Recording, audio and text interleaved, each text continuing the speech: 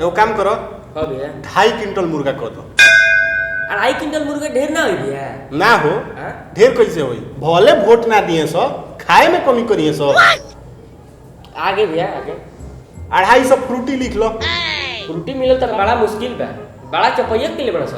अरे ते कहे चिंता कैले बड़े? ते लिख ना, हम बानी नु विधायक जी से बतिया के कुछ कहब नु व्यवस्था करी हैं। क्यों तैयार व्यवस्था काहे करी है वो? हां बोला। भर चुनाव हित के झंडा ढोले बनी, माटी में गाड़ गाड़ के दारू बटले बनी। त आज हम मुखियाई लड़ल बनी तो उनको फर्ज बनत ना हमार मदद कइल।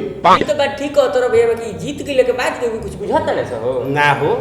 अतनो स्वार्थी ना हो हमनी के विधायक जीवा।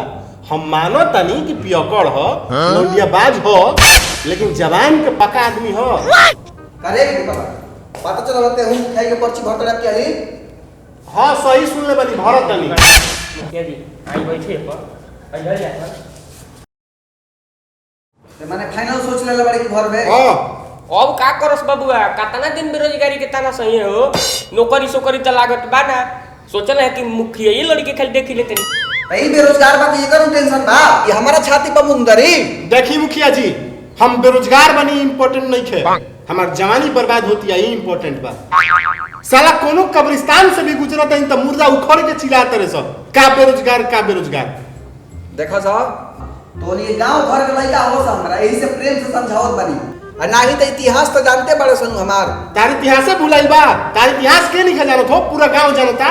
कैसे मैं मनरेगा के पैसा खा गइलो, मैं कॉलोनी के पैसा तू ओकर पास करलो जे तार चाटता, जेकर घर बहु करे पास होता, जेकर घर नहीं करता मिलबे ना कइल।